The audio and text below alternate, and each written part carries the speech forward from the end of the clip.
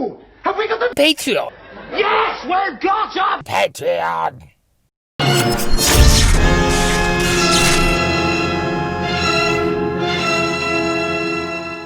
Good evening. This is the ghost of Bill Hader's impression of Vincent Price, back again for another Halloween-flavoured toy chat. For this frightfully fearful festive season, we're looking at BB-BOO20 from the Disney Parks Star Wars Droid factory line. Continuing the tradition of holiday-themed droids that stretches back to 2015, 2020 unleashes the horror that is BB-BOO20. I mean, horror might be overselling it a little, but hey, most everything else this year has been pretty horrific, and I've got a reputation to uphold here. Anyway, this figure was exclusive to the various Disney parks, and released on a single card that seems really big for just one BB droid on its own. I mean, really big. Just look at all that empty space. It's like the inside of an Exogorth's stomach partway through Empire Strikes Back. Oh, damn it! What is it?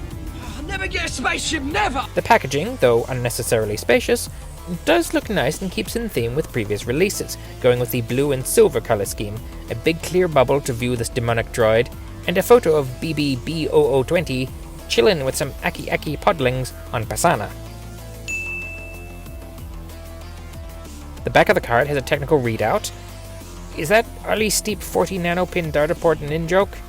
Seems like it should be after all the Burt acoustic thingies on the Astromech. But I'm not that encyclopedic with my Star Wars lore these days, to be sure. And a blurb. All different types of droids populate the Star Wars galaxy.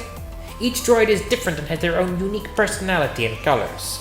This vivid droid resides on the sun-bleached dunes of Pasana amongst the native Aki. Join BB-BOO20 on his adventures throughout the galaxy. May the Force be with you and your droids. Out of the packaging, you have this. That's it. That's the whole shebang right there. He's a complete repaint of the Droid Factory BB-8, so there are no surprises with either the construction or the sculpt. The color scheme subtly suggests, subtle nothing, he's a pumpkin. Orange body, green top, I mean that's a pumpkin, isn't it? Hate to spoil it for anyone, but duh, pumpkin. The paint is nice enough and is akin to the crispness one would expect on a mass market line release, so there's nothing especially special here. But he looks good, and even the inner core is painted with a unique color scheme. Oh, did I not mention the inner core? Like other Droid Factory figures, BB-BOO is disassemblable. Though with a BB unit there's not as much to disassemble as there are for astromechs in the line. Basically, rip the head off, and crack that ball in half like an egg to reveal the inner core. What, an egg's not scary enough for you? I don't know about you, but I've seen some scary eggs in my time. Okay, what about like a skull? Crack the ball in half like a skull? Is that sufficiently ghoulish for you? I mean, it doesn't really make any sense, but hey, you're the big shot channel producer. Anyway, with your assorted fragments, you can combine and remix those bits with other Droid Factory BB unit parts. Though, honestly, using different ball shell halves generally don't look that convincing, so you're more limited to changing cores and heads. That's an inherent issue with the BB unit design more than anything else, though. The bottom and top halves are molded, with specific tabs that fit into respective grooves on the core, so despite outward appearances, there's a definite top and bottom to the shell that would only fit together with a complementary pair of pieces. You won't be able to assemble your droid with two tops or two bottoms, and since the two shell halves don't connect to each other, you'll definitely need a core to do so as well. Besides, the bottom half doesn't have a port to plug on a head. There's a port on the top of the head, presumably for you to plug in hat options and add to your customizability, but the antennae prevent pretty much all headwear and don't really seem to be either removable or retractable. So really, what's the point? Articulation-wise, there's a swivel at the head, but that's about it. You can somewhat raise the noggin a little before it pops out, but I don't really know what else you're expecting from essentially a basketball with a sizable green boil on top of it. Booer doesn't roll so much as semi-fall over in any direction, then weeble back up again.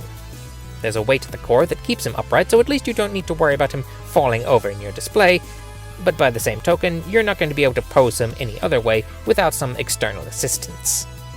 Scale-wise, Droid Factory BB units are a bit bigger than those in the Hasbro 3 3/4 inch scale lines, but if you don't mind a smidgen of scale fudging, they'll fit in with existing figures acceptably. Overall, BB-BOO20 is a fun festive figure, very much in line with what we've come to expect from the Disney holiday droids. A bit silly, but nevertheless an enjoyable concept that's pretty well executed within the limitations of the Droid Factory line. The only real downside is the same issue seen with BB-19.